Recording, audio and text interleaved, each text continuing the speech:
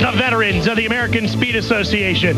They are the guts and the backbone of the series. They have waged war for decades at racetracks all over America. New venues come, and even new competitors. But the battle rages on. Right now, these veterans are the hottest ticket around.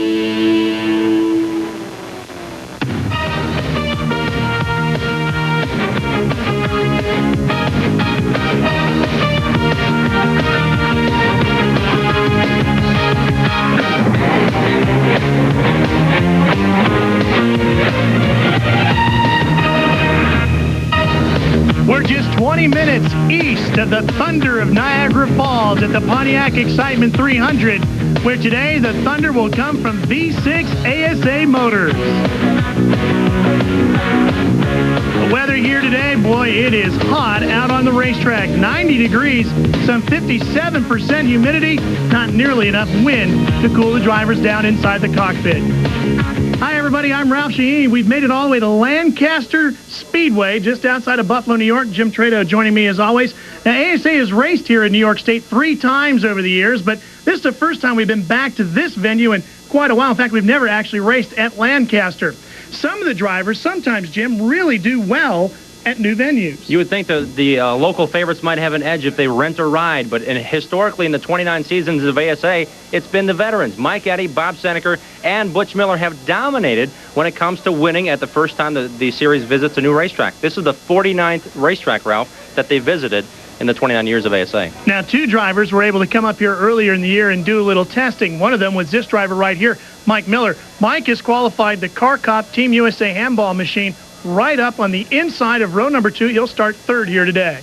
But you see that he's mixed in with some rookies. Rookies at this racetrack. Mike Garvey's never been here before. He's on the outside of row number 3. To his inside, a great qualifying run by the young Ohio driver, Joe Nott. He's on the right behind Mike Miller. So mix those drivers that don't have a lot of experience in ASA, along with Ted Smokestad, along with Bob Seneker there, and you've got a good mix of veterans and first-time drivers here at Lancaster. Makes for an interesting mix at the front of the field. At the very front of the field, you'll find 2 people. One of them is our Dave Burns. He'll be the 3rd member of our crew working pit lane down there today. He is standing by with the guy who has won the pole here for the Pontiac Excitement 300. Well, Ralph, when people think of veterans in ASA, they normally think of Bob Seneker and Mike Eddy, and that's their short list. Today on the outside of row number 1, Scott Hansen will start, and he has 12 years experience in the American Speed Association. He has sat on the pole 10 times in his career, not today. Today it goes to Gary St.Amant, who entered the I-70 Speedway with the points lead and a pole position, but since then, his activity as far as qualifying up front kind of fell off, and Gary, there was a lot of concern on a lot of people's parts as to whether that was really telltale of where your season was going. How are you guys able to pull out of that? Well, we come here with kind of a different setup, and actually I think we finally hit a good setup for the flat tracks, and you know, it's real good for us to have the Wins Ford Thunderbird on the pole here, you know, kind of start the second half of the season out on the right foot, so hopefully we can keep it here today and win. Now, Gary, you talked about handling. Were there any other mechanical problems that you guys were able to sort of chase down and find that really set you up for the second half of the season? Well, you know, we kind of chased the setup. You know, early in the year we had a pretty good setup for most of the racetracks, and you know, the last couple of races we struggled, and you know, we went back to a basic setup that we used to run when we had the Chevrolets, and you know, when we went to the Ford, we had a little different setup for it, and we kind of switched things back around, and we're racing it just like it was a Chevrolet, and thank God for that Ford horsepower, because that's what's putting us up front here. Guys, they were a little quiet for a few weeks there, but they're back to their old jovial selves. Gary St.Amant will start in the first position. I think that's an important point, too. That team has really loosened up in the last couple of weeks. They're having a lot of fun, and sometimes when you do that, you go to the front of the points. So let's show you the point standing so you can see where your favorite driver is right now. Here's a look at the top 5. Hansen, you might remember, we're chasing an 8-week stretch of races here. The number to the far right of the graphic is how many places up or back the driver has moved in the last couple of weeks in the points. So Scott Hansen moved up 1 from last week. Gary St.Amant moved back 1. Tony Raines makes a big jump. Joe Nott stays right where he's at. Dave Sensiba dropped back 2 spots. So these few weeks of racing here, Jim, can really make a difference in the point standings. And all these drivers, with the exception of Joe Nott, finished in the top 10 last race. There's only 37 points separating 3rd from 7th. And if Mike Eddy has a good race today, Tony Raines doesn't, and things work out, Mike Eddy could vault from 10th all the way to 3rd. It's that close. Before we can do that, we got to fire the motor. So let's go back downstairs to Dave Burns to get that underway. We're standing by with Mike Matthews, who is a Pontiac district manager for Western New York. And his main purpose in life is to make sure the cars get to the dealership. Today, Mike, you got to make sure 29 ASA cars get started. Go ahead. Gentlemen, start your engines.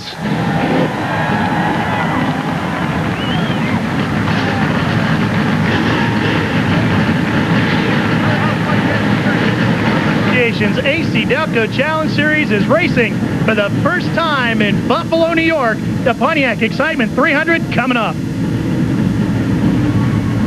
Welcome back to Lancaster Speedway, just outside of Buffalo, New York. There's a good look at the Gentle Giant, the number 9. That is Dennis Lampman. Alongside of him, Bill Baird, the number 26. That is Sturgis, Kentucky.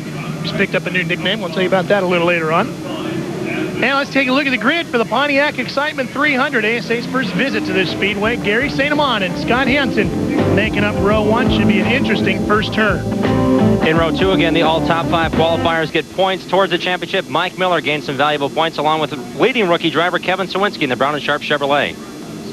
Make our way back to row number 3. Joe Nott still waiting for that first ever win. And Mike Garvey once again gets to turn behind the wheel of St. Louis gear, Coors Light, number 23.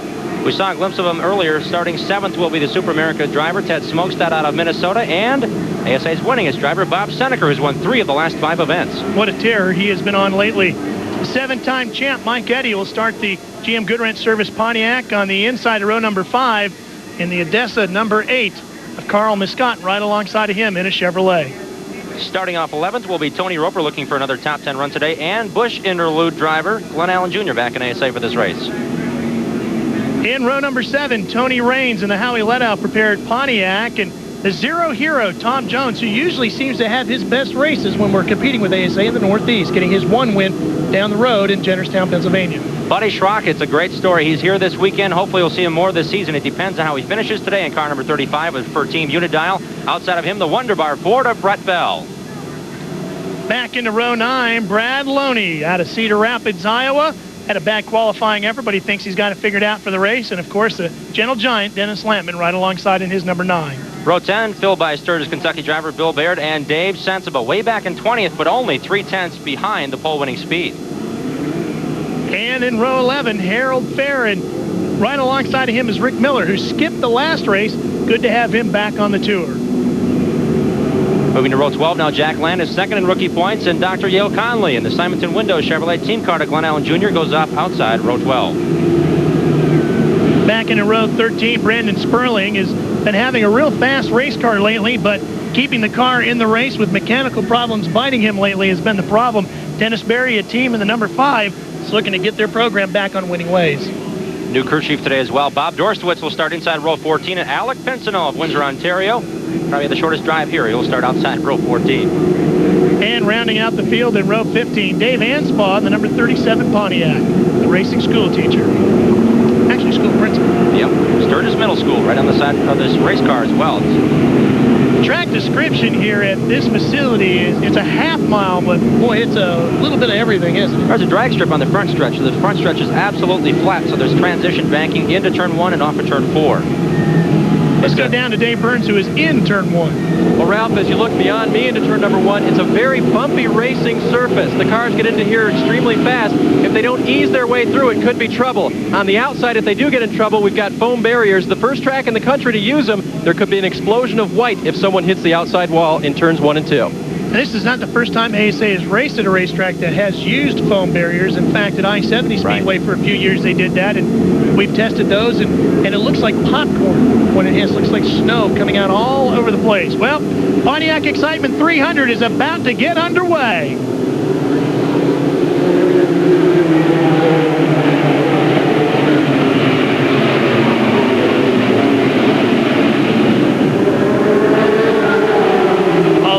Tight side-by-side racing as nobody has been able to really lock down a position yet. But Scott Hansen will get credited with leading the first lap, and that has a lot to do with the championship chase. Bring up 5 points for Scott Hansen. It's 5 more points for the driver who leads the most laps in AC Delco Challenge Series competition. Hansen definitely wants to start early by putting his thumbprint down the number 1 spot. Hansen running a group higher than the rest of the field as they come off at turn 4. The preferred line is right down along the white line, is what 90% of the field outside of Hansen seems to feel. Look at this fight between a pair of champions. Bob Seneker, the blue 84, and Mike Eddy, the black Goodwrench number 88. Battle is for 8th. They said there's not too wide racing around this racetrack. These guys have raced with each other for so many years that they know they can race side by side against each other. But turn 1, they said it's impossible to go in there too wide and hold it. We're proving that wrong early on here at Lancaster. Well, you saw some footage in our open of the show, which was Mike Eddy and the old green number 88 and Bob Seneker from back in 1990 at the Minnesota State Fair. These two have waged war at literally every track across America. They trust each other immensely, but they race as hard against each other as well against anybody else because they are heated rivals. Mike Eddy settles into 8th position. Bob Seneker in 9th, right behind them, Carl Muscotten, the Cartwright Chevrolet. Great qualifying run again today for Muscotten out of Fort Wayne, Indiana. If you love short track stock car racing, those two drivers are probably the best in the business when it comes to knowing the right setups and all the tricks in the book when it comes to racing stock cars on a short track. See the various lines going into turn number 1. The front stretch is absolutely flat, but they're so wide that this is actually one continuous arc. If you can see that from our vantage point, they are constantly turning the wheel to the left as they exit turn 4. They're not done turning until they get to the back straightaway. Ted Smokestad in the Super America number 32, fighting with Mike Garvey, the yellow 23. That is the battle for 6th. Right in front of them, Kevin Cywinski, the ARTCO champ. Smokestad has really shown a lot of improvement this year. This is a team that is on the verge of fighting for a top 10 points position. Let's check in with Dave Burns. Heading down here in turn number 1, you can see on the video that you're watching, there's a lot of accordion effect down here. The guys know that they need to roll the cars through here, but when the guy in front of you rolls his car in, you think you can get down there real hard and get underneath him. So there's a lot of guys stopping in front of each other and having kind of an accordion effect down here in turns 1 and 2. Brakes are going to be a huge story here today as Mike Miller gets to the inside of Gary St.Amant to take away second position, and that was a very aggressive move. The way he did it, though, is how it's going to have to be done today. Going into those turns, running extremely hard next to your fellow competitor, and Mike Miller very happily has told us that he signed on his 2 sponsors for the remainder of the year. CarCop, the global satellite theft device. They signed on for the year. CarCop did. They can find your car anywhere in the world. They also have a new sponsor on the car, and that'll be for the year. It's the AFC 1000 organic oil additive. It cuts down emissions quite a bit, so Mike Miller very happy to say he has enough funding to go through the season. And a Georgia-based team now running 2nd behind our leader, Scott Hansen. There's Joe Nott trying to get to the inside of Gary St.Amant. That is for 3rd. St.Amant started on the pole, but he is unable to hold his car down on the inside line. And through the turns, you can see his car drifts up, and they really got accordion there, Dave. That was an understatement a minute ago. They got stopped in turns 1 and 2. A lot of smoke. Looked like maybe Joe Nott either got really hard on the brakes or might have bumped into Gary St.Amant just a hair. It appears the saving grace for Gary St.Amant right now is if he has a loose car, it's very difficult to pass once you get single file racing here. So through turns 1 and 2, once that rubber gets laid down, if he does have a loose race car, he will be able to hold off his competitors and, of course, pray for a yellow to get that situation squared up. Do you think it's safe to say that Gary St.Amant at this point is holding up the rest of the field? What I'm saying is if his car continues to deteriorate, if he continues to not be able to hold that line, he has the advantage of a very narrow racetrack in 1 and 2, a racing line. Right. To hold off Joe Nott. He's not had to do that yet, but it does not look like he's gaining on Mike Miller either. But I think he might be holding up the rest of the field. I think everybody else behind him is a lot quicker than he is at this point in the race, and they're just having a difficult time getting around him. Now watch Mike Miller, the 18, as they come off at turn number 4. Watch that left front tire. See how the car really rolls over? See it picking up that left front tire? That is really going to be exaggerated here today. Flat racetrack, similar to Columbus, Ohio, a racetrack that's run early in the season each and every year in the ACW Challenge Series. I recall Steve Holtzhausen qualifying at Columbus Motor Speedway with the left front all the way off the ground, almost the entire way around that tight 3rd mile. You can see the light coming up underneath that left front tire as Mike comes out of turn number 4 hard on the gas, and you can really come out of 4 hard on the gas. Because this is a drag strip on the front straightaway, a lot of NHRA tracks, as you watch the battle for 6 between Smokestad and Garvey, put down what they call VHT, which is a traction aiding device. It's a liquid that you spray out onto the track, and it really helps give the track surface a lot of traction. That VHT, as they come flying off of turn number 4, sticks that car right to the ground, and you can really get on the gas. And Joe Nott's trying to take advantage of it right here as he gets around Gary St.Amant to take 3rd, and here comes Cywinski in the black and yellow number 1. Cywinski comes in 8th in the points, but running with these veterans, he's learned to hold on. He said, now I have to learn how to finish these races as strongly as Bob Seneca and Mike Eddy. Right now, he's putting a strong move on Gary St.Amant. He now takes over the 4th position. St.Amant trying to get back in line to keep Ted Smokestad behind him. Smokestad, the Super America Pontiac, they're really getting through turns 1 and 2 well. Mike Garvey lurching behind him from Sewanee, Georgia. Coors Light St. Louis Gear Chevrolet. Right close battle here. This is 5th on back. There's Bob Seneca and Mike Eddy. They're battling for 8. Carl Miscott in the 8th. Right behind them sits in 10th. Tony Roper is up to 11th right now. Tony Raines runs along in 12th. Brad Maloney is 13th. Zero Hero Tom Jones is 14th. And Bill Baird having a good run. He's 15th. Glenn Allen Jr. is 16th. Buddy Schrock in 17th. Brett Bell, Dave Sensiba, and Rick Miller round out the top 20 at this point in the race. 22 laps down to the scheduled 300.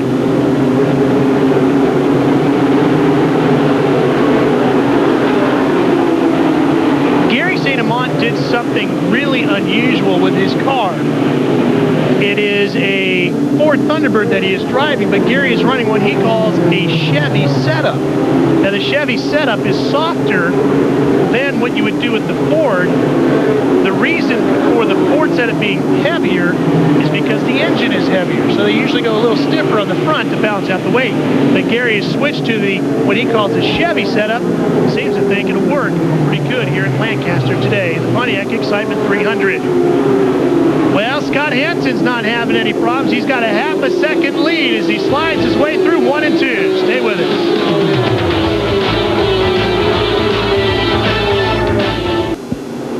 Welcome back to T&M Motorsports live coverage of the ASA Series, running the Pontiac Excitement 300 from Lancaster Speedway. Now, the last time Mike Miller got a win in ASA racing, the race was called the Pontiac Excitement 300. It took place at I-70 Speedway earlier this year.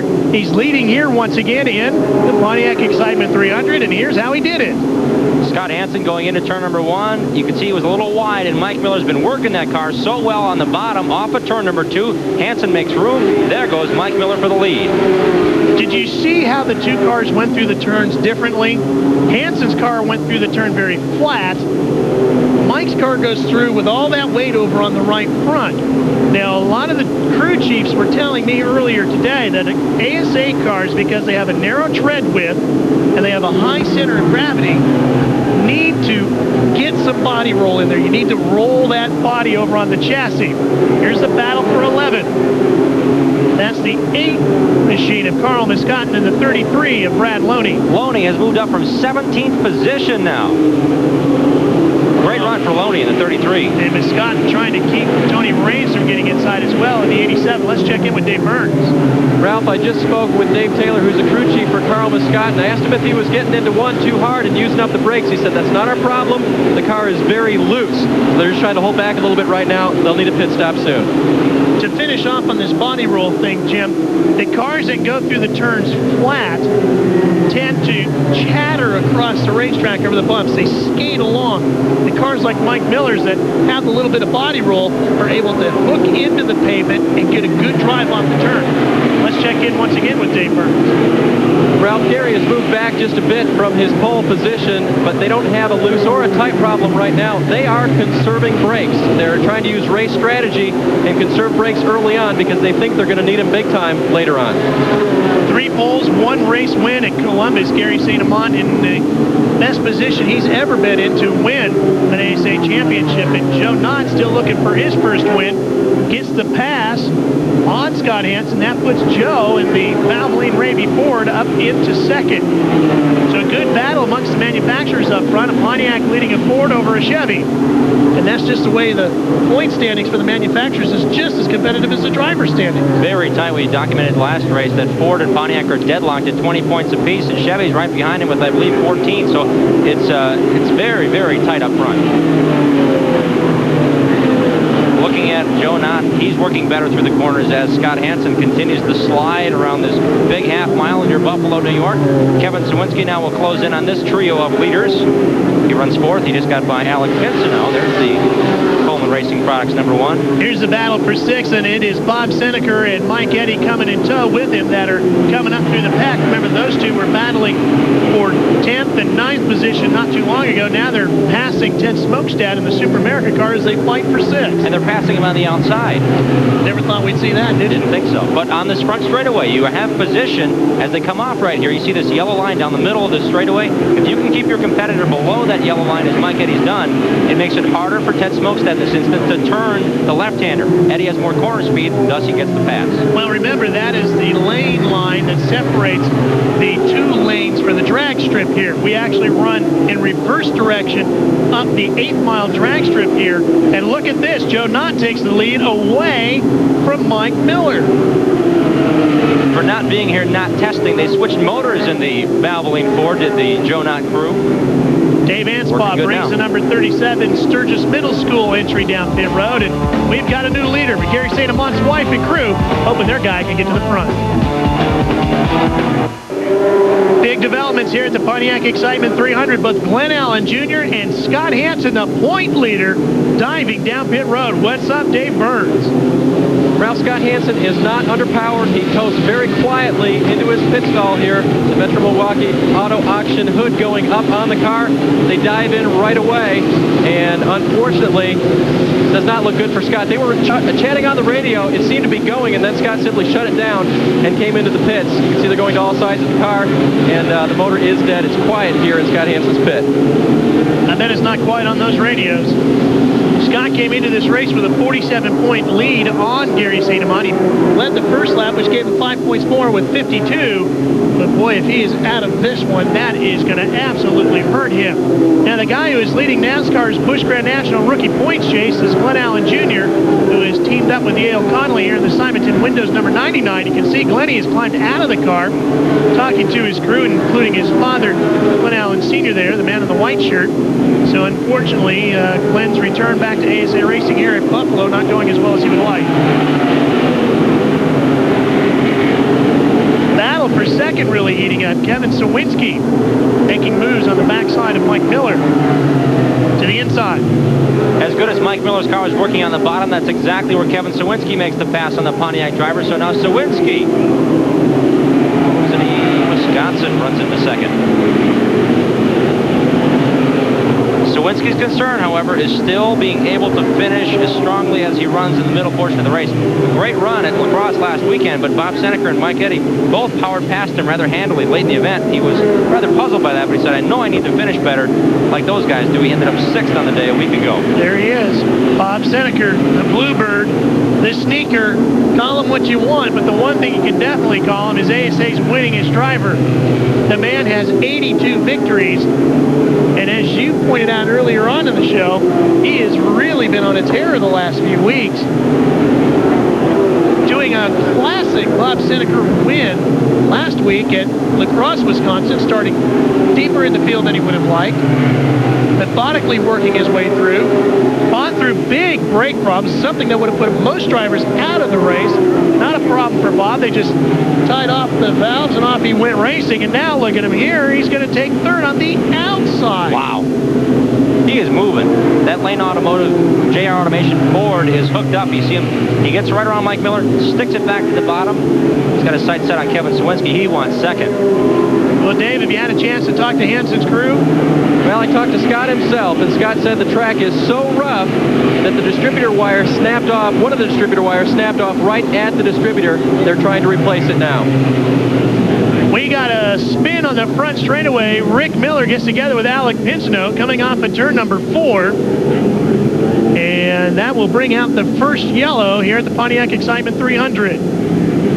Rick Miller, the Arsenberger Trucking Power Flow Chevrolet, goes around after contact with the Trim Class 2000 Pontiac of Alec Pinsino. There's Rick Miller. There you see Alex trying to get his car righted. A break for Gary St.Amant, who drifted all the way back to 8th. We'll see if he decides to pit the wins forward. Man, that's a tough break for Rick Miller, debuting a brand new sponsor like that. He's on a race-to-race deal. He'll have extra home back in the car, but he definitely wanted to say thanks to Arsenberger Trucking for getting him to this race. Well, we'll straighten him up, line him back up, get set to go back to green, and we'll bring you all up to speed on him when we return.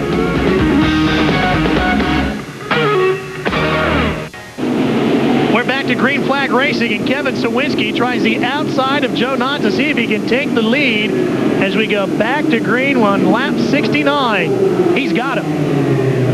Can't hold it, though. And here comes Bob Seneker on the bottom. Seneker's going to take second away from Cywinski's aggressive attempt to take the lead.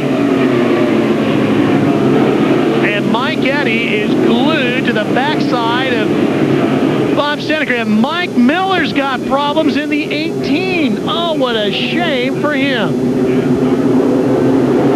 That car was so strong early on, and now Mike Miller is dead last. Report is a flat right front on that Pontiac. So Mike Miller's got to dive down pit road, and that is exactly where he's headed. Meanwhile, a ferocious fight up front. On the restart, Joe Nott was extremely slow. Kevin Cywinski was all over his backside. I thought initially that Joe Nott may have had a problem 2 laps ago. He just had a real slow, deliberate start. Cywinski climbed down the backside and wasn't able to pass him and nearly lost second.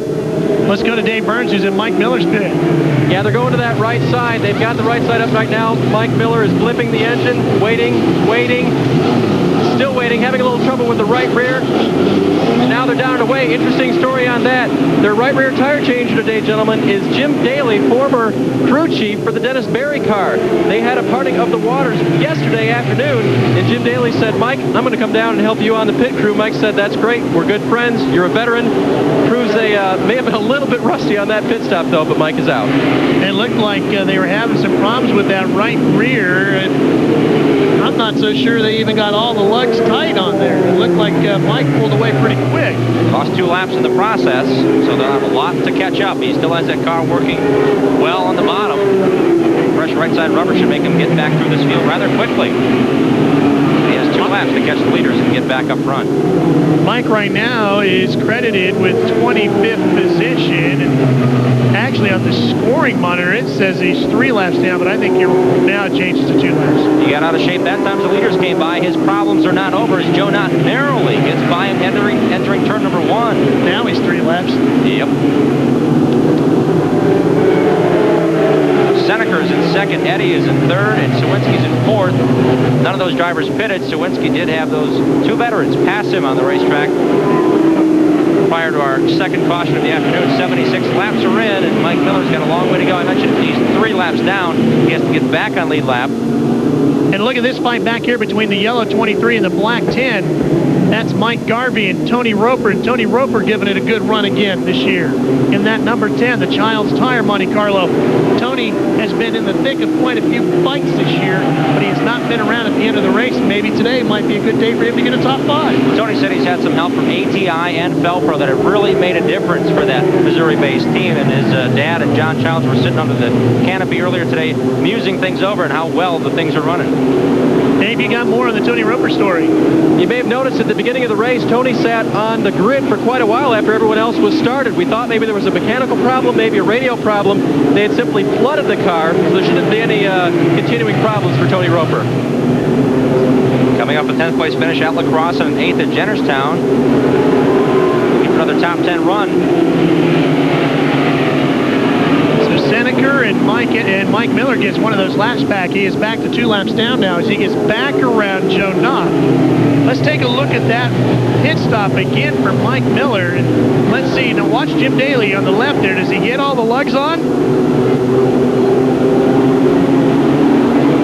I don't think so. I think he missed one. He might have been reaching down to put it back on. I think he was trying to put it back down, and Jack, our cameraman down there, got a great shot of Daly trying to get it all. And I think Jim missed one. So that means that Mike Miller's missing a lug nut, and that is not necessarily the worst thing that can happen for you. However, if your crew is having little problems like that under pit stop situations, this is a team that has made up a lot of ground earlier this season on pit stops. They really prided themselves on that. If they're going to have a problem with that today, that could cost them some positions. And obviously on a track like this today, track position is going to be a big point. And position in the points, he's only 37 points behind Tony Raines. Mike Miller came in this race 7th in points, Raines 3rd in points. So it's very, very critical as Raines runs 10th in this race to improve and finish where you can. He finished top 10 a week ago and maintained his 7th place in the point standings, did Mike Miller. Boy, that top group of cars is nose to tail all the way back to 9th position, which is Harold Fair at this point. The top 9 cars running in a freight train around this half mile here at Lancaster Speedway. And there is Tony Raines, who is currently running in 10th, trying to catch this pack, Dave. Raines is moving back through. The bleeder valve earlier was stuck on the 87 car on the right rear tire. That caused the tire to grow abnormally, making him extremely loose. The bleeder valve was actually stuck closed, and they've written on the tire to fix bleeder on the right rear tire. The tire's still good, the rim's still good, but they've written a note to themselves, make sure to fix that bleeder. They started the race on the tires they qualified on, so they only had 2 or 3 laps on them, and they checked out okay prior to the race for tire specialist Mike Hoskins. So, well, you can see that left front really dancing around on Raines' car, bouncing over the bumps as he came through 3 and 4. And there goes the lead pack that he's trying to chase, including the Zero Hero of Tom Jones, right behind Ted Smokestack's Super America car. There's Jonesy. Jonesy having a pretty good run. That Dallas backed entry, the Zero, and we are seeing some great racing all over the place here with these guys. As Mike Eddy and Bob Seneca have forged their way to the front in heavy traffic. Joe Nott back to 3rd now. And Eddy got around Seneca in the process. Brett Bell has problems. You're going to see him trying to make his way to the pits. There he is on the outside as the leaders go by him. Now look at Eddy slide to the outside as he tries to deal with Alec Pinsino, and that's going to help Bob out. Wow. There goes Seneca. So again, we change the lead, and here comes Joey Nott now. Nott had a thought of going between the 2 black Pontiacs, Pinsino's and Eddy's, but stayed behind Pinsino. Now he's going to pay the price. And Eddy uses Alec like a pick and sticks Joe right behind him, and now that is going to hold up the leaders as they all have to go to the outside to get around him, and Eddy and Seneca are starting to pull away from that lead group because they reel him back in. We saw Brett Bell slow off the pace. His right front is now off the race car. The wheel has peeled away from the tire has peeled away from the rim as he slid down pit lane here. Showers of sparks are coming up from underneath. Now he's back in the attention of his crew. That's not good. No, sir. There's Mike Garvey. And Nott and Cywinski are credited with 3rd and 4th. Let's take a look at Mike getting loose again. See, he goes to the outside there. And so does Alec Pinsino. Left him high and dry there. There's Joe Nott again, and then as soon as that was over, as they went into turns 3 and 4, Eddy got this position back. Problems for Garvey. Look how that car's sliding around as he loses a few spots. Dirt track in the Coors Light Chevrolet. He got back in line, but he did pull way up in turns 3 and 4. It could be that brake problem that may be heating up. Again, this is a very flat racetrack. These guys are hard on the brakes to get corner speeds off. Got to get in and get settled. It's a fight for 9th. Buddy Schrock in the 35 dives down pit road.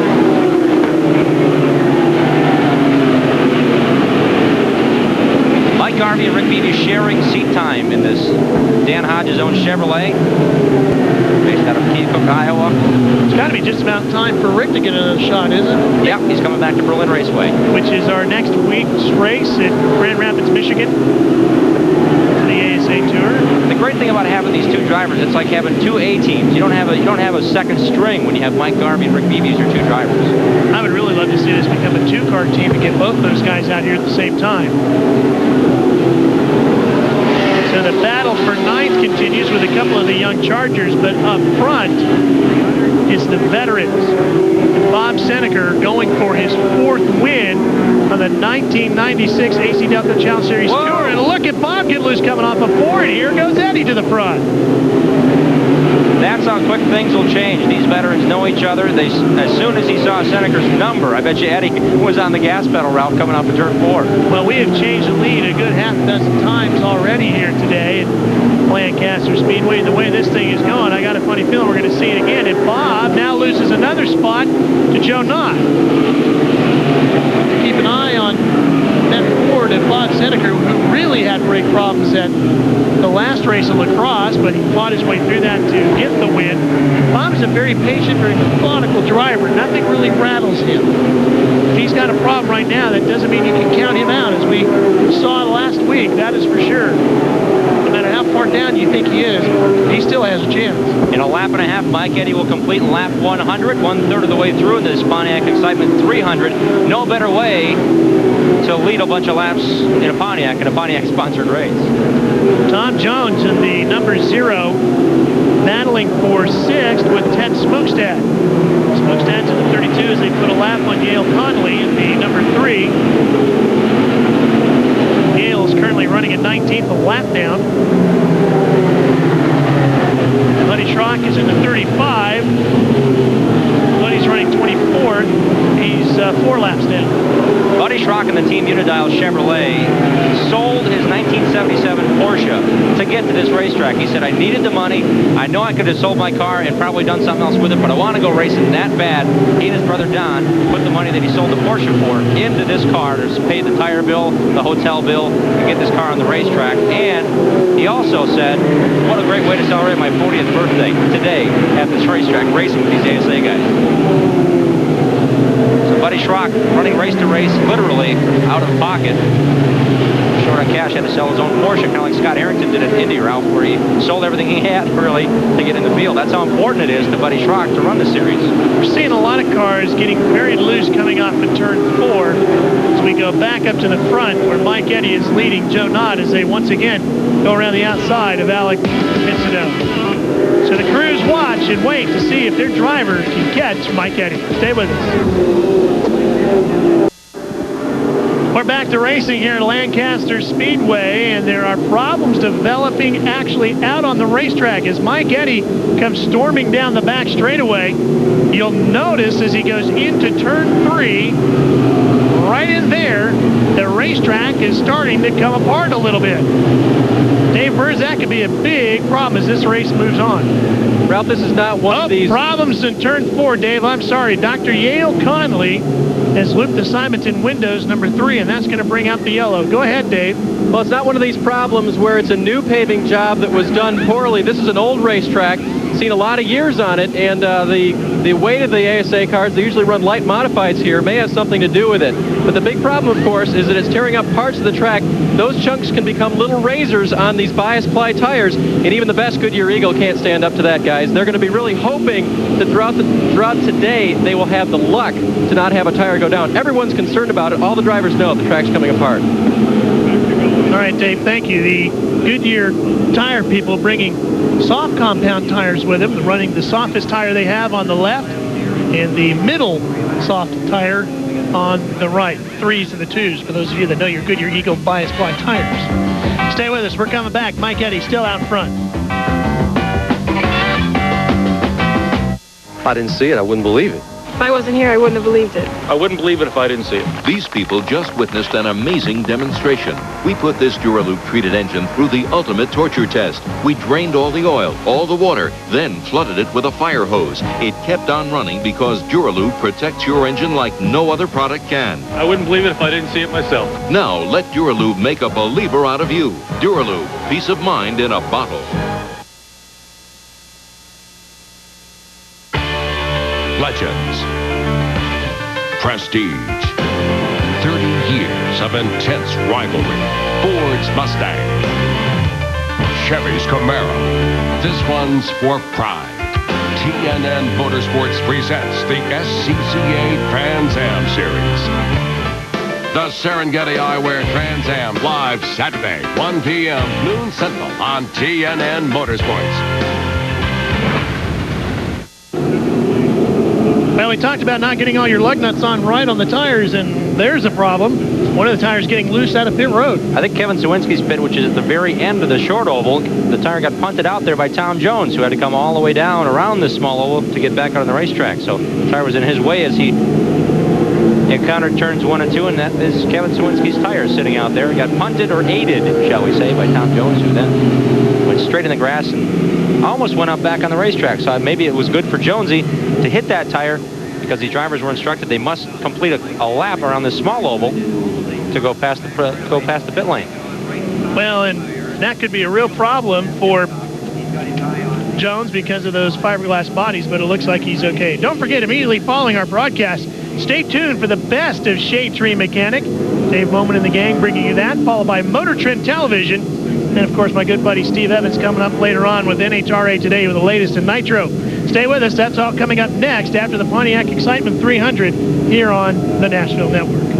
We talked about Tom Jones. He advanced from 14th to 6th prior to that little encounter with that tire. And I've just been told the leader now is the Saturn Machine Chevrolet of Bill Baird. That's the first lap he's ever led in ASA. And Kramer is smiling. You can be sure of that. Watch Yale Conley in the 3 at the top of your screen. He just loses it, and that's becoming a very slippery portion of the racetrack. 3 and 4, we thought 1 and 2 was going to be the tricky spot. 3, you got racetrack coming up, and 4, you got a slippery racetrack. And you can see the transition there. They actually come down to meet the flat part of the drag strip, and at that point, the track is almost off camber to the right-hand side. So when Yale Conley got on the gas pedal in the outside lane, his right side of the car was leaning more to the right-hand side. So the car was off camber, gets on the gas after unloading the car or making sure the weight goes all the way to the back, got on the gas pedal a little bit too quick there. Back to green flag, and Bill Baird is leading an ASA race for the first time. That's Brad Loney in second in the Bun Saver H&W Pontiac. He's mired back there behind Scott Hansen, who is 16 laps down. Brandon Sperling is in the 15, just in front of Bill Baird. And that Ultra Wheels Eaglewood Construction number 15 right now is running at 18. Now 2 laps down. They've added a new sponsor, Mike Rotel Inns, who hope to have 200 locations nationwide, have joined the team. They're on the hood this week. Look at this pack. Boy, that's going to get wild as they get down to turn number 3. The racetrack's coming apart in 3, and it's slippery in 4, and we're going too wide through there.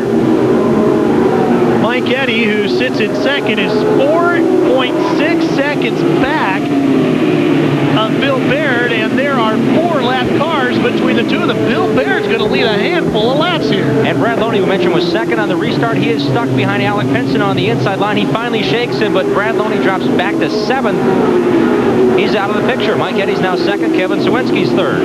Tony Raines is 4th. Joe Nott is 5th. Bob Seneker has slipped back to 6th. Dave Sensim is 7th. Brad Loney is running along in 8th. Gary St.Amant, who started on the pole, is 7th right now. 5th, or 10th, I should say, is number 5, Dennis Berry. And then it's Smokestack, Garvey, Jack Landis, or actually Dennis Lampman down, listed in 9th, or 13th, I should say, Bill Baird, the Saturn Machine. Allen's Body Shop, number 26, is the race leader. Mike Eddy, Kevin Cywinski again doing battle. They're at least a straightaway behind here on this big half mile. They've got quite a distance to catch up here. You know, they talk about buffalo chicken wings, which is a big thing, obviously, that was developed in this part of the region. The original restaurant that came up with the whole concept of buffalo wings, not too far from the Speedway, and a lot of the ASA competitors went by there. Mike Eddy should have moved in. Mike Eddy had 50 of the hottest chicken wings they produced in one sitting over there the other day. There's the gap back from Bill Baird to Mike Eddy as Mike continues to run along in car number 88. The hottest. 50. The hottest? 50 at one sitting. Smelling the hottest would make me cry. Didn't share with the crew. 50, all to Mike. That's pretty tough. That'll earn that polar bear nickname right there. Iron Gut would be a Iron Gut would be another. You're right. Exactly. Kevin Cywinski. Iron Constitution, maybe. Make it patriotic. Kevin Cywinski, the ARCO champ running along in third. Here's Bill Baird. Let's show you that gap. Right now, it's listed at 4.08 seconds back. Trouble in turn one. Trouble in turn one. Bob Dorsowitz and Alec Pinsino. There's Alec. Dorsowitz went through the infield. He's back on track, but he and Pinsino got together in the Build 'Em Old Pontiac. You see him going back around. Pinsino for the second time involved in an altercation today. And a lot of Canadian fans here today as well. And Alec was hoping to do well in front of his fans, but having a tough time out here today. Well, Buddy Schrock has had problems in the 35 as well. Dave Burns has got more on that story. You guys know how impressive Buddy Schrock has been in the 1996 season. Well, tomorrow, actually today, he turns 40 years old. This is not the way he wanted to celebrate his birthday. Buddy, what put you out this afternoon? Well, early in the race, we were on the same speed as the leaders and just biding our time and had a rear tire go down on us and lost I think we lost 2 laps, finally came in under the green hoping for a caution, didn't come, and when you got a rear tire going flat, you use a lot of brake, and I don't know whether we blew a master cylinder or boiled the fluid or what, but on that caution, I went to get them pumped up to go, and they wouldn't pump up. And I said, with all this stuff on the track like it is now, ain't a time to be destroying a race car when you're 3 laps down. Now, our leaders are coming into the pit, Buddy, but you did a lot of things to get the Unidial Chevrolet here this weekend. What kinds of things did you do to get it here? Didn't decide till Wednesday we were going to come. Thought I'd buy myself a birthday present. We're just kind of going race to race, hoping our Unidial deal works out. And sold my Porsche early in the week that I had been hoping for a year to sell, and so we had a little bit of cash. And went and borrowed our U-Haul and loaded her up and come to the track. Well, guys, and that U-Haul that Buddy Schrock used, on the outside of it, you know how they have the state-to-state thing and tells you about the state that you rent the truck from? Well, this one has Tennessee on it, has a little guitar picker on there. Makes you think of TNN, doesn't it?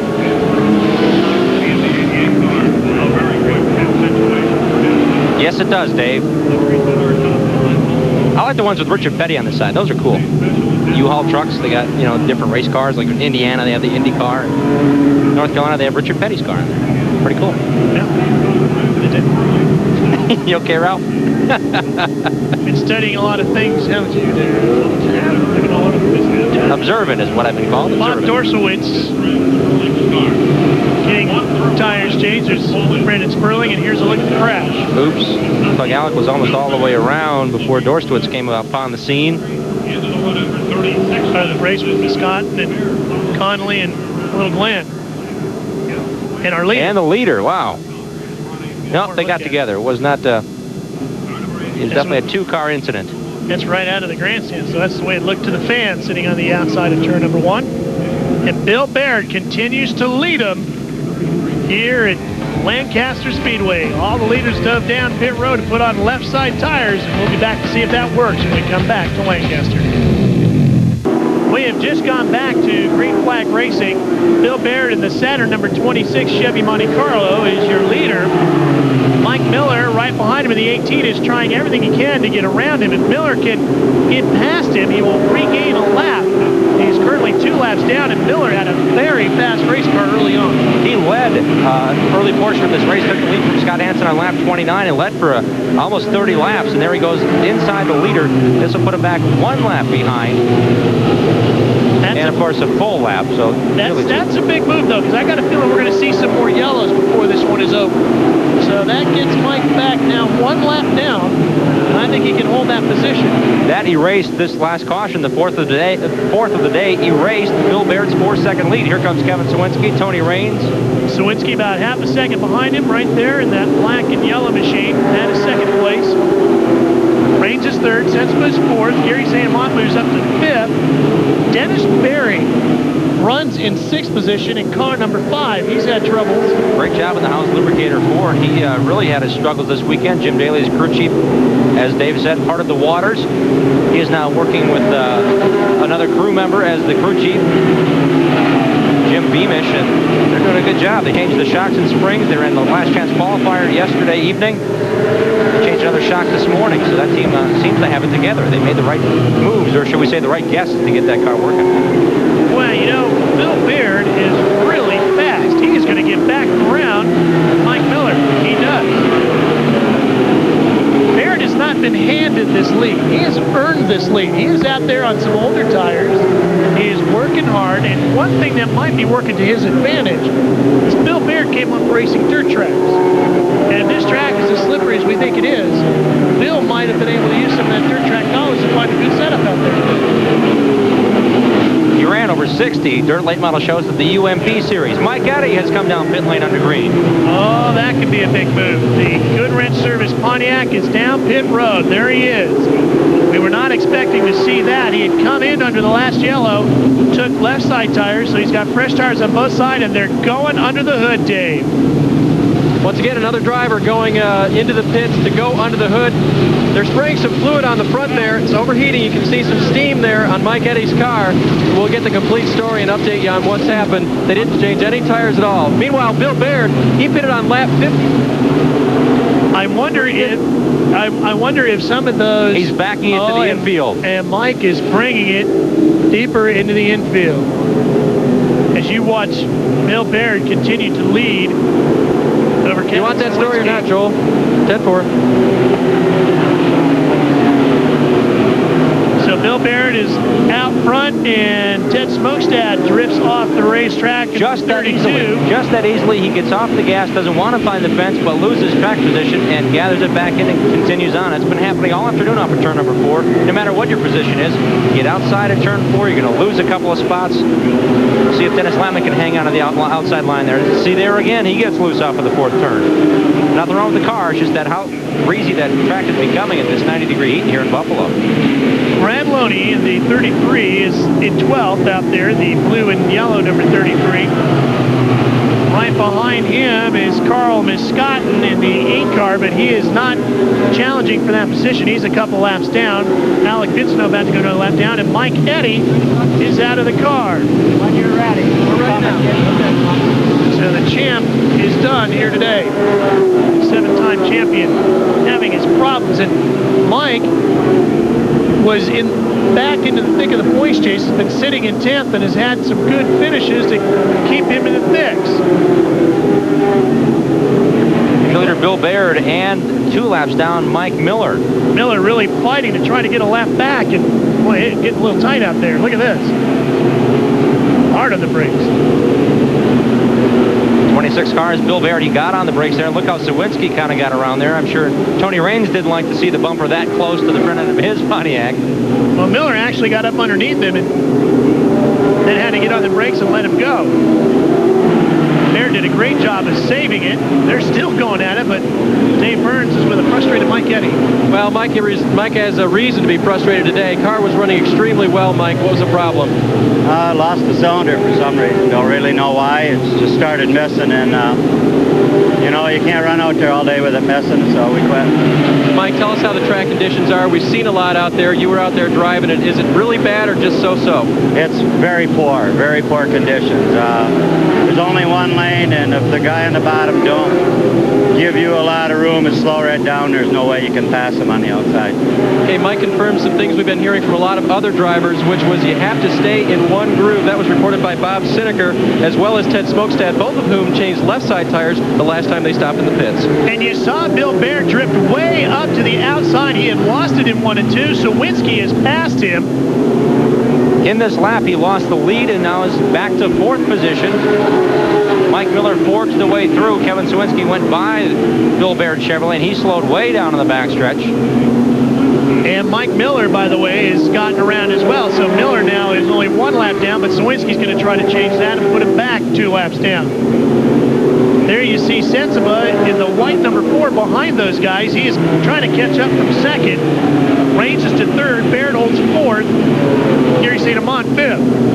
Sensiba came into this race 5th in points, had a terrible qualifying effort according to their standards. He's an excellent qualifier. He qualified 20th this afternoon, has only pitted once, and has worked his way back into the top 3. Remember, he is one of the 2 drivers that came up here and tested, Mike Miller being the other one. There's your battle for 2nd, Tony Raines, who loves the fact that it is blazing hot out on the racetrack. Tony Raines feels that he is in really good shape and thinks that he can wear some of the drivers down physically out there. Tony Raines, glad to see the heat index climbing here at Lancaster, and he'll take 2nd away from Sensiba. Raines has a lot fresher tires. He came in on lap 114 to change rights.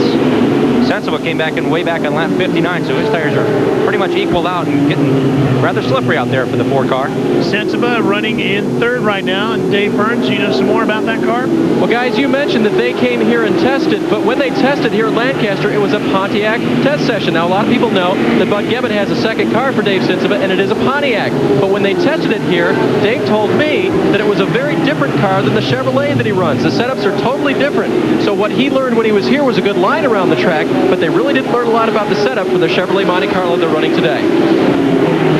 1994 Pat Schauer Rookie of the Year gets really wide at 1 and 2. Glenn Allen Jr. gets inside of him. That is not a change for position. Little Glenn running in 24th, some 14 laps down right now. There's Baird trying to get to the inside, though. That would be for position. That's the fight for third, and Bill Baird feeling awful racy here today. Gary St.Amant gets past him as well. And there's Bob Seneca right back in it. Like one big rubber band, you see the guys slowing up, and then they slowly charge their way, and the elastic pulls tight again, and they get right in the back bumper of the car they've been chasing for 20 laps. This is the case where Sensiba may be coming back to Bob Seneca at this point in the race. That's a fight for fifth position right now.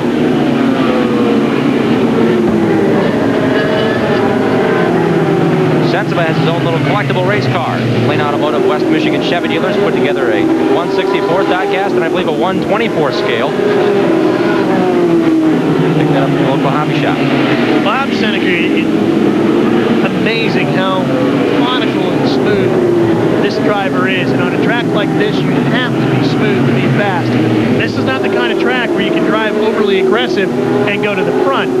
And Bob is just, once again, working his way through to the front. And I think this Plain Automotive, JR Automation Mechanics Wear number 84 is going to be a contender here before this day is over again. 2 laps ago, here are the leaders coming off of turn number 2. That's Cywinski number 1. Look at that, 3 wide. Getting around Neil Conley, going to the inside of Mike Miller. That doesn't happen often, and that's the only time it's happened today, and it happened to be the leader putting Mike Miller 2 laps down again. So much for my theory of not being able to go faster if you drive aggressively, right? Cywinski doing a great job, and one of the reasons why this team is doing so well, they've started to gel together, and that pole position they got at La Crosse really made this team believe they belong up front. And that is exactly where Kevin Cywinski is right now, as the fans in the Buffalo area watch ASA Racing for the first time live and in person. We are back to the Pontiac Excitement 300 at Lancaster Speedway, just outside of Buffalo, New York. Gary St.Amant is now listed as our leader once again, the man who started on the pole. And here is why. Just as we went to commercial break, watch in front of the number 1. Big problems. Dennis Berry gets loose. Mike Miller will go to the outside here. But look at the 1. Hey. Jack Landis spun around there in the 07, the Maisto. That was Rick Miller's 31. 07 got in there as well. Yep, Landis, and here's another look at it. There's Landis spinning. Miller spinning. Your leader. Just kissed him. Yeah, not enough really, I don't think, to do any damage to it, Jim, but enough to take Cywinski out of the lead. He right now is listed in 7th. Everybody dove down pit road. Gary St.Amant is listed as the leader. Mike Garvey sits in 2nd. Dennis Lampman up to 3rd. Harold Fair in 4th. Smokestad 5th. Then Raines, Cywinski, Seneca, Joe Nott, and Tom Jones in 10th. Yeah. We're back to green flag racing here at Lancaster Speedway outside of Buffalo, New York. Gary St.Amant, the Wins Ford number 7 is your leader. Trying to put a lap on Jack Landis. Mike Garvey in that yellow and purple Coors Light St. Louis gear number 23 Chevrolet is listed in 2nd. He's got the lap car of Brett Bell right between him and St.Amant.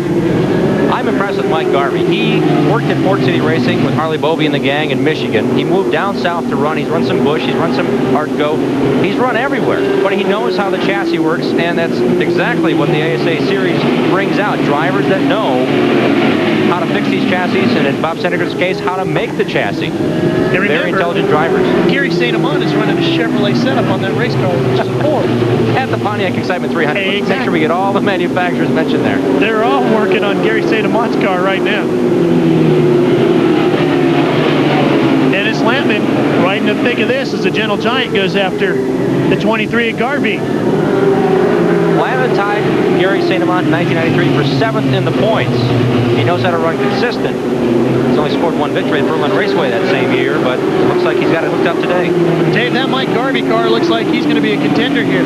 Ralph, they are very pleased in the St. Louis Gear pits. Just talked with Terry Garrison. The tire wear has been extremely good. The handling is fine, but they're just a little bit loose with all the track breakup. And a number of drivers told me before the race started today that Lancaster Speedway does loosen up appreciably throughout the afternoon. Anyway, the track problem only adds to it.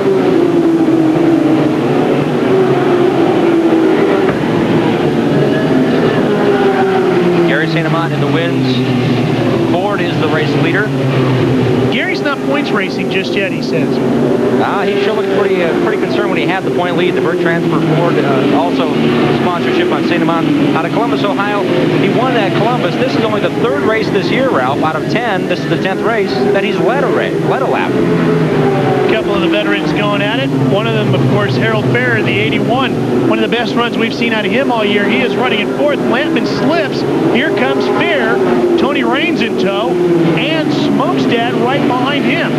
So Dennis Lampman's going to lose 3 positions. That'll move him all the way back to about 6th position, just in front of Cywinski. Harold Fair has 2 top 10 runs on the year. Tony Raines in battle in the point lead comes in 3rd, just 125 out of the lead. Hansen has had problems. Scott Hansen, if you just joined us, the point leader, had a distributor wire crack off. He's 16 laps down unofficially. And there goes Lampman high once again. He's going to lose some more spots. Seneker goes by. Joe Nott goes by. Bill Baird. Look at all the cars going past Dennis Lampman. Boy, you cannot get off the groove. It's like ice skating if you get off of the racing groove. Slicks don't do well on ice. There's a lot of buildup off the turns. Off of turn 2 and off of turn number 4, it's a visible film. Looks like a thick nest of mosquitoes, but what it actually is a lot of tire buildup and the track breaking apart slightly has made little black balls, and they have accumulated off of turn number 4. So anytime these drivers get out of the groove route, they are in serious trouble, not only because they're in the gray stuff, which is a track that has not been run on a lot, not a lot of adhesion there, not a lot of heat buildup in the surface. Couple that and compound that with those little marbles. Once you get those racing slicks on there, it is like driving on ice. And it takes quite a bit, almost a straightaway, to make sure that stuff gets rubbed off. There goes Jack Landis a little high in turn number 4 as we watch the leader, Gary St.Amant, enter turn 3 here at Buffalo. Lampman now listed in 12th position. Hey, see all the dark black off the top as they come off to turn 4? That's what we're talking about. There's St.Amant back out front. He's got a 1.3 second lead over second place Garvey, and a big part of that is going to be that Garvey's going to have to deal with Brett Bell as he gets there. Take a look, and you'll see those stripes. See that all up in there as they come off at turn number 4? Those gray stripes are actually the parts of the gray surface out there that just have not been covered yet. But that's how much of that black racetrack and rubber they've kicked up there. Here's that battle for second. Garvey and Harold Fair and Tony Raines. Ted Smokestad, Kevin Cywinski, and Bob Seneker all going at it. And one of the strongest grits in the paddock as Tony Raines gets by him has got to be the hand of Harold Fair. Mechanic out of Detroit, Michigan, just sold his filling station a couple of years ago to concentrate on racing. He's always been a mechanical kind of guy and always working with his hands, runs his own garage. Now he runs his own, with Alec Pincino, runs the shop of a 2-car effort, really, when it comes down to Alec Pincino's car preparation and his own. The CarQuest AC Delta number 81, and Jones is going to get a lot of company as they go 3 wide, coming off of 2. Mike Garvey got just a little bit out of the groove, maybe a foot offline. There went Raines underneath. So Raines now listed in second. Garvey drops to third. Harold Fair is fourth. 192 laps down. And Mike Eddy, no chicken wings here, so he's going to have to settle for a cheeseburger. Leader Scott Hansen, 15 laps down. Mike Eddy, all-time leading driver when it comes down to making some money. He and Seneker have been battling back and forth there. Seneker, I think, has a slight edge, but both those drivers 28 years of experience in ASA racing, and Mike Eddy, I don't think wants to watch the race. He wants to be in the race, and when he's not there, he's stuck in the infield there. Here comes that 3 wide again, coming off at turn number 2. You see Raines dives to the bottom. Jones gets sandwiched in the middle, and Harold Fair capitalizes on it as well. Too bad for Tom Jones, a great run, and now he is slowing and getting to the pit area. So Jonesy, after staying on lead lap, running the latter half of the top 10, comes down pit lane, the days in Pontiac. Gary St.Amant looking to retake the points lead in the AC Delco Challenge Series as he chases his first ever ASA crown. And Oreo, Mike Eddy's soon-to-be hunting dog, having fun here at Lancaster. Gary St.Amant still out front. Tony Raines and Kevin Cywinski trying to reel him in. A Ford, a Pontiac, and a Chevrolet having at it here at the Pontiac Excitement 300. Ted Smokestead came out of the pits on fire, figuratively. He really lit him up coming off of turn number 4 to stay ahead of the leaders as they got the green, so he's at the very tail end of lead lap in the Super America Pontiac. He's listed in 13th position right now. They're showing him on our scoring monitor as some 11.9 seconds back of the leader, just in front of him, long ways around.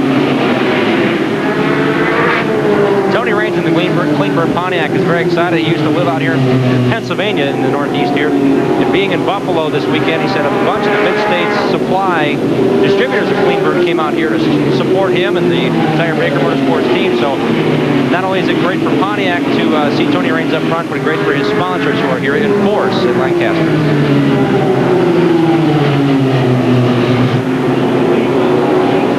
Turn up the wick on Gary St.Amant there.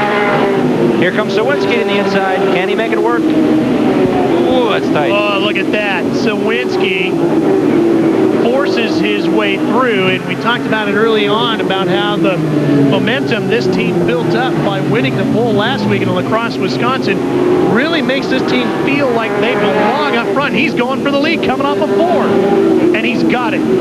Kevin Cywinski was to Brown and Sharp number 1 Chevy Monte Carlo right in front of the rest of the field. The 10th lead change we've had, 214 laps in. And Raines and St.Amant got together.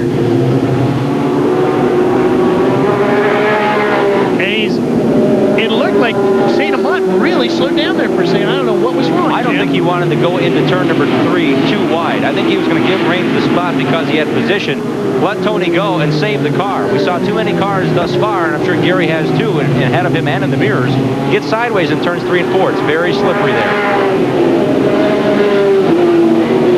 As you take a look at your leader, Kevin Cywinski, let's do a pan back through the whole field and show you where everybody is so you can find your favorite American Speed Association driver and track him at this point. Of course, Kevin Cywinski is your leader. There's Tony Raines, the 87 Cleanburg car.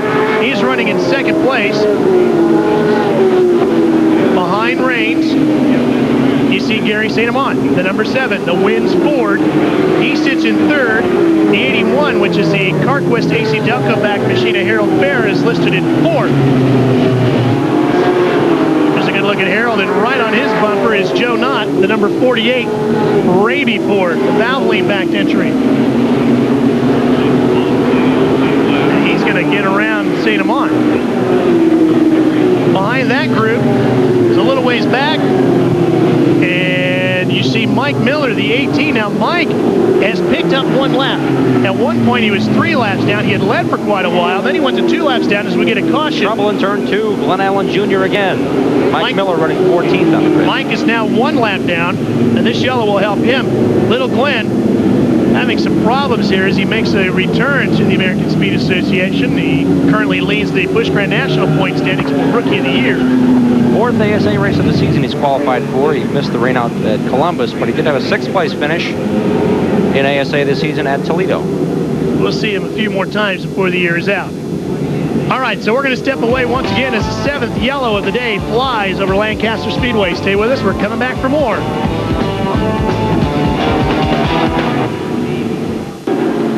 Joe Nott has never won an AC Delco Challenge Series race in his ASA career, but he might here today as he has taken the lead away from Kevin Cywinski. So 2 young drivers looking for their first ever ASA wins, and this is how they're racing, Jim. Joe Nott is now the 10th different driver to take the lead in this event. right to the inside of Kevin Cywinski. Textbook pass.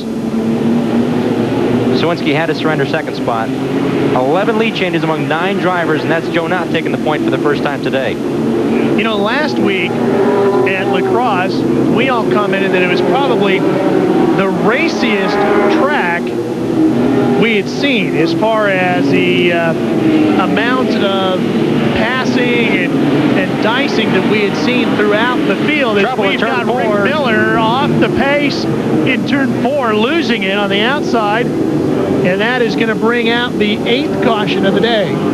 This caution will be critical. If these drivers, and I'm sure a lot of the leaders will be pitting, the call to make now is on what to put those. Your tire pressure is very important here. Bias ply tires. Ralph, you've been in the pits many years here. It gets very critical now. The tire specialists rise to the occasion with only 42 laps to go here. It's very, very important for those guys to get it right. Well, and track position is a big thing, too. So quality work by your crew can make a big difference. Here's a look at the spin. Miller to the inside of Dennis Berry. And carried too much speed into the turn and gets up into that loose stuff, and away he goes. Rick's getting plenty of TV time, unfortunately not the way he'd like it, as he is involved with the second altercation. He already lost the hood after getting involved with a spin earlier, back on lap 57. So Kevin Cywinski dives down, but Joe Nott stays out. Will it benefit Cywinski or will it benefit Joey Nott? We'll find out when we come back to Lancaster Speedway. 260 of the 300 laps in the books.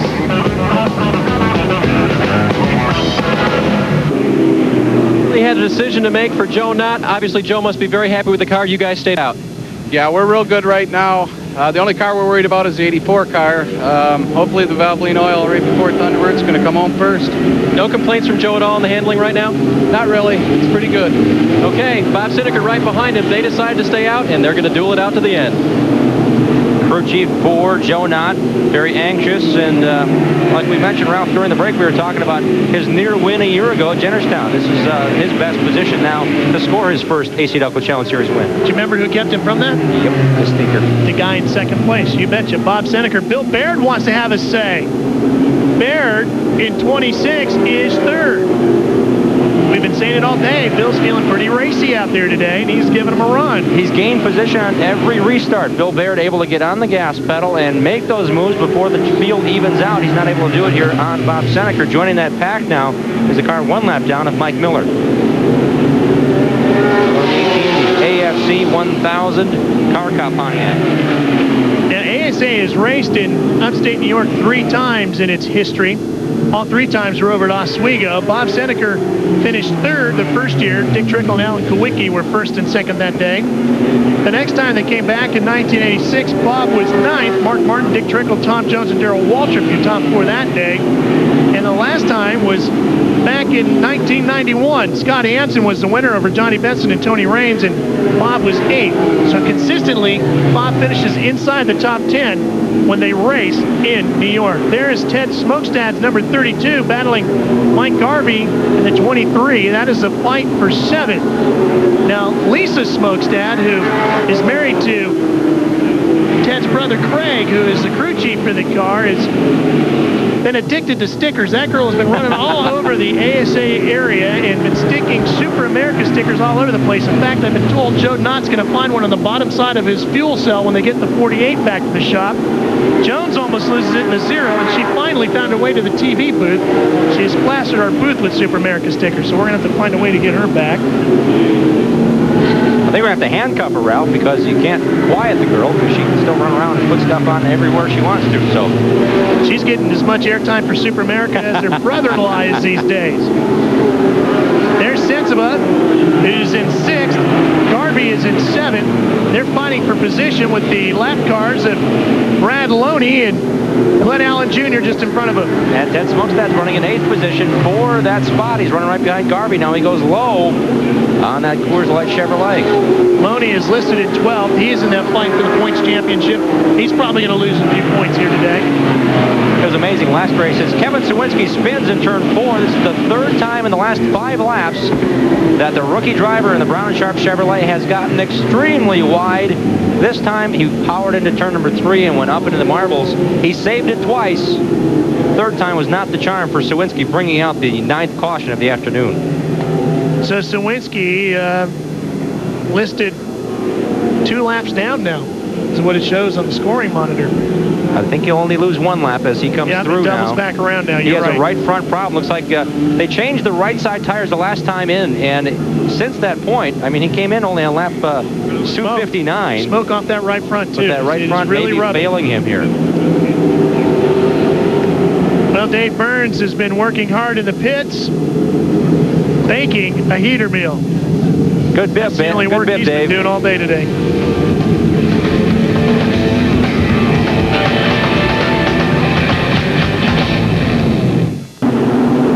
We're back to green, and Joe Nott is inching closer to his first ever ASA victory. Within 24 laps of the finish, he pulls away from Bob Seneca on the restart. We just went back to green. Bill Baird running in the 3rd position in that orange and black Saturn machine, number 26. This will be the best career finish easily for Bill Baird. Easily. Joe Nott has finished 2nd. Let's check in with more on the Bill Baird story. Well, guys, it doesn't look good. They expect to be going back very quickly. They believe they've lost a cylinder on the Saturn Machines Chevrolet, so Bill's day may be short. Meanwhile, in the Kevin Cywinski pit, it was a broken A-frame on the right front that may have been from earlier contact today. And remember the bumpiness on the track, that certainly added to it. Problems for Rick Miller. He's listed 9 laps down in 20th. And that number 31 is going to have to visit the pits. He went through the infield. He went through the infield a lap and a half ago over in turn 2, and Brad Loney now is got the right front fender in turn number 4. That's peeled away on the Flex Steel Pontiac, so that could pose some problems for Loney, the Iowa driver. Hot in the points chase, came in 9th, just ahead of Mike Eddy in the points standings. Mike Miller in that red and white number 18, right behind Seneca. He's 3rd on your screen, but he is actually listed at 10th. He is 1 lap down. All that hard effort of trying to get those laps back has really paid off for Mike. He's going to come out of here with some good points. And with Kevin Cywinski's problems, Brad Loney trying to run this race. He's only 9 points behind Kevin Cywinski in this point chase. I keep mentioning the points, Ralph, because it's so important. As Mike Miller loses the left rear wheel, he pirouettes down the front stretch. Literally loses the left rear wheel as it goes flying off the car. Now, earlier on today, we saw Jim Daly have problems getting all the lug nuts on the rear tire under a pit stop. Did they have problems again mounting that rear tire, and this time did it bite Mike Miller? And what a shame that would be after he has worked so hard today to regain those laps. He would have been in great position, 7th in points coming in, gaining positions, only a lap down to the leaders. The tire went flying down the front stretch. There you see one of the Lancaster Speedway track crew people picking up that tire. There's Mike. He's still sitting in the car. Now the rotor in the the rotor in the left rear of that car was digging into the pavement in turn number 4. There's a distinct white line through the pavement, and that's the route that he took, and he hit the front stretch wall hard. You'll see that white line left as the car comes up the front straightaway, kind of zigzags along. As we take a look at this replay, you're already into the middle of it. Wheel is off. There it is. Comes back, chasing him down the front straightaway, bounces over the car. Now from our speed shot. Let's count how many times he goes around. I believe it's 3 spins in succession here. 1, 2, and he hit with the left front, so that's 3 spins. That rear tire was behind him. It ended up all the way over in turn number 1. Did you see that tire clear the car? The car's got to be, what, 4 feet tall, 3.5 feet tall? And the tire cleared the car by 3 feet. Let's take one last look at this as Mike Miller waves to the crowd saying he's okay, but keep your eye. Right there, the car turns around on him. Now watch the tire come back over the car right there. Look at how high that tire gets. It comes right after our cameraman down in turn number 1. Foam barriers, how do they work? Pretty good. They line the racetrack to try to keep cars inside. In this case, it kept the wheel in. Here it is in real time from the speed shop as Mike Miller, missing a tire, comes sliding into your face.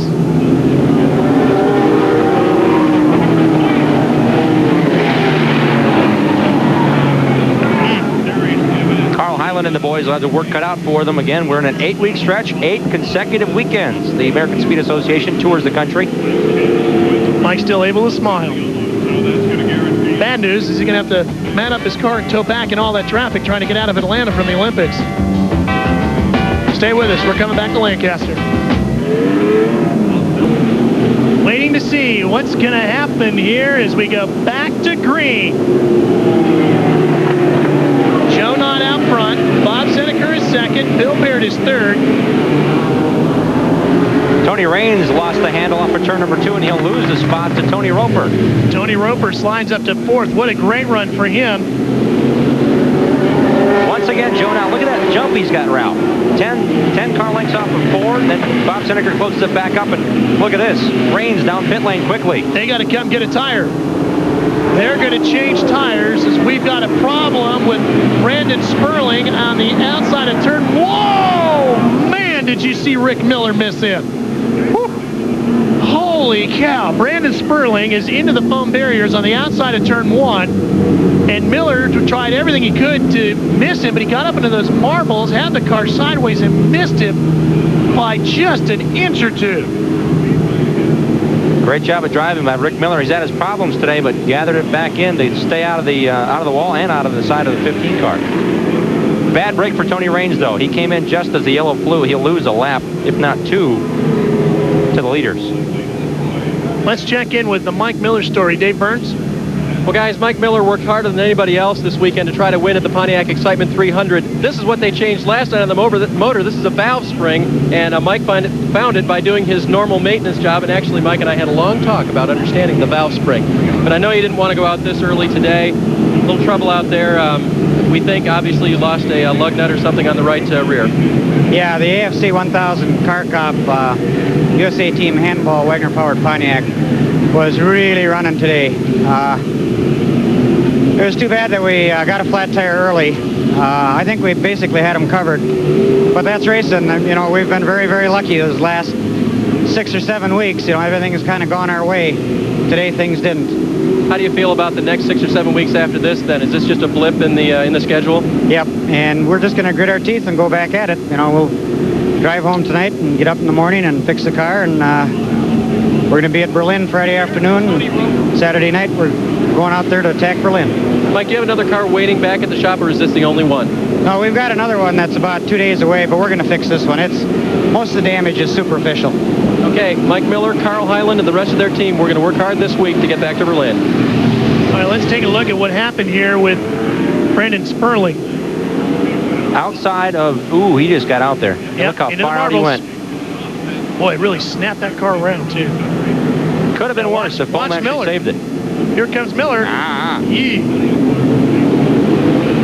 And we're going back to green. 6 laps left to go. Joe Nott out front. Bob Seneker in second. Bill Baird is third. Baird gets into the back of Seneker. Believe it or not, Brandon Sperling has returned to the racetrack just ahead of the leaders here. He's the slow car there, but that's a testament to that foam. It really kept that car together. Mostly just body damage. Last year at the end of the season, Joe Nott looked like he was going to get his first ever ASA win, and Baird gets into the back of Seneker again. Joe Nott looked like he was going to maybe get his first ever win. Bob Seneker chased him down, caught him. They came together coming off of 4, went flying up along the inside pit wall, and Seneker, sailing along the pit wall, got the win. Joe has been close to getting a win since, but has not been able to do it. Today, he is well out in front. It sounds like Bob Seneker may be off the pace and trying to hang on to second. We'll find out after the race to see if Seneker indeed has lost power, but his car definitely sounds like it's detonating, or maybe there's a cracked header as he's now trying to hang on and keep Bill Baird behind him. I don't think he has anything for Joe Nott, Ralph. Baird is right on him, but cannot get around him. Joe Nott sees 2 laps to go. If Seneker drifts out just a little bit farther, Baird is going to dive to the inside, but Bill Baird definitely looks like he's quicker. They really worked hard on the handling of Joey Nott's car. They are running the most travel they have run all year on their springs. And look at Baird going after him again. The white flag is out. The handling really coming in perfectly on this Chris Bradley tune, number 48 Raby Valvoline 4 to Joe Nott. Joe Nott half a lap away from his first ever ASA win. Baird dives to the bottom to try to get second. Off of 4, here comes Joe Nott to his first ever AC Devco Challenge Series victory. Bob Seneker holds on for second. Bill Baird gets his best career finish with a fine third. Fourth goes to Tony Roper. Fifth to Dave Sensiba. Just nipped Harold Fair there to get that position. Fifth and sixth. Fair ends up sixth today. Mike Garvey is credited with 7th. Ted Smokestad in 8th. Gary St.Amant 9th. That'll shake up the point standings. 10th goes to Tony Roper. And we're going to talk to the winner, the Pontiac Excitement 300. First-timer Joe Nott right after this. One of the happiest victory lanes we've seen on the American Speed Association Tour this year. Joe Nott finally gets his first ever AC Devco Challenge Series victory. He does it here the first time the American Speed Association has visited Lancaster Speedway. The Pontiac Excitement 300 brought to you by Peter Meals. Let's go downstairs to Dave Burns with a happy winner. Well, everybody's joining the A-team down here today. It was the Valvoline crew of Joe Nott. First of all, Joe, we all want to know how you feel. It's a little tired, a little warm. Track was a little bit loose. I mean, you just had to tiptoe your way around, and I think we had the best car. And earlier this weekend, I said you really had to be a great driver to come in there, and I think these 5 years of practice have paid off. Now, Joe, did it pass through your mind at all during those last few laps that this was the same way it looked at the end at Jennerstown? Yeah, I saw Bob back there, and I told myself I'm not going to make the same mistake. And we deserve this, and it's going to be ours. It was obviously a team effort. You guys worked hard chasing this all day, and they're really kind of tough conditions. Yeah, the whole crew really did a great job. I mean, pit stops were excellent. I actually stalled it on one pit stop, and Hansen's crew said, man, tell your driver to keep that thing going. And Valvoline, Raby Ford, Alan, Honda, Mazda, Toyota, everybody back home in Lima, Ohio, Grand Rapids, Michigan. I'm just too excited. You want to do this again? Oh, definitely. We'll be back. Okay, Joe Nott, that's victory number 1. And guys, he's only been around the ASA for a few years. He definitely earned this one, Joe. You should be very proud. I know his dad, Ron, is here, and I'm sure he's thrilled to death. Always speed action. I like that one. Well, our winning move, we're going to give it to Tony Roper. Driver of the Child's Tire, number 10, did a great job here today, fighting his way up through the field. Tony came into this race in 11th and earned himself a good victory. He'll finish up 4th here today.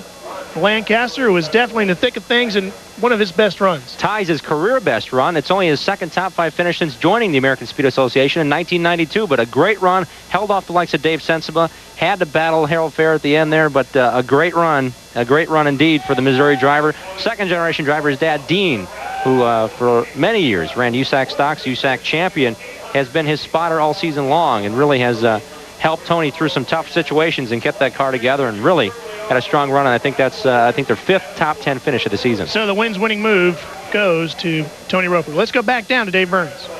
Well, I'm in victory lane with a guy that finished 3rd, but I feel like I'm talking to a guy who had a victory today. Bill, great job. Yeah, 2.5 years, been a long time. Crew's great. And that Saturn machine, Allen Shop, Valvoline, K-Tech motor is great. We have, I think, the strongest car out there. I just didn't want to take a chance there at the end with Bob. I was all over him, but, that guy's given me a lot of respect through the year.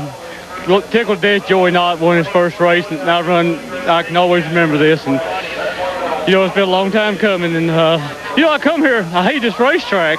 I think I love this place. Bill Baird wants to come back to Lancaster. We understand the bad motor that we heard out there was actually yours. You thought we had a cylinder going. Yeah, we don't know what. I didn't lose a lot of power, maybe just a cracked head. I'm afraid to look at it. It happened with 30 laps ago. I said, what's going to happen this time? But the car was well prepared coming here. And Keith Strump, my crew chief, he gives me a good car. We just been needing a break. And, finally something happened. Last weekend, the power steering actually fell off the car, but the belt didn't come off of it. This week, thought we were losing the motor, we kept it. So we're tickled to death. Well, even with that, guys, he gave Bob Zineker a run for his money for second. He started 19th today. Bill Baird out of Sturgis, Kentucky, does a great job to fight his way up to third. Let's take a look at the full field rundown. The points chase is really going to change around a little bit because of Hansen having problems early on. Gary St.Amant, as you see, comes home in 9th, and that's really going to turn some things around. Tony Raines finishing back in 10th position. That will move Joe Nott, I believe, up in at least third, if not second, and those problems continue to definitely become paramount, Ralph, as this stretch run goes on. You need to have consistency, and unfortunately Mike Eddy and Scott Hansen both having problems today. Brandon Sperling goes into the foam barriers, but is credited with 16th. Kevin Cywinski right up there all day long. Looked like he was going to maybe get his first win. He's credited with 17th. Mike Miller, what a good run he had going early on. Had to go through 3 laps down, fights his way back to a, well, it looked like he was going to fight his way back to a decent finish, but unfortunately is deep in the field. Mike Eddy 26th on the day. One thing we do want to thank is Angela Montgomery. She has been in charge of Pontiac's racing division here, handling all of their racing activities with the American Speed Association. She is leaving us. She's become the new zone manager sales for the Cleveland, Ohio zone. Way to go, Angela. Nice promotion. We wish you the best of luck. Hope to see you in another ASA race soon. Gary St.Amant, your new points leader. He's got 1,601. Scott Hansen slips to second, 1,593. Then it's Nott, Seneker, and Dave Sensabaugh. Coming up next, the best of Shade Tree Mechanic right here on TNN. Make sure you stay tuned for that. Dave Burns, nice job down in the pits. Trado, always like having you up next door to me. And all the guys down in the truck, nice job once again. Joey Nott gets his first ever AC Delco Challenge Series win, and the first time the ASA Series visits Lancaster Speedway. I'm Ralph Sheen. So long, everybody.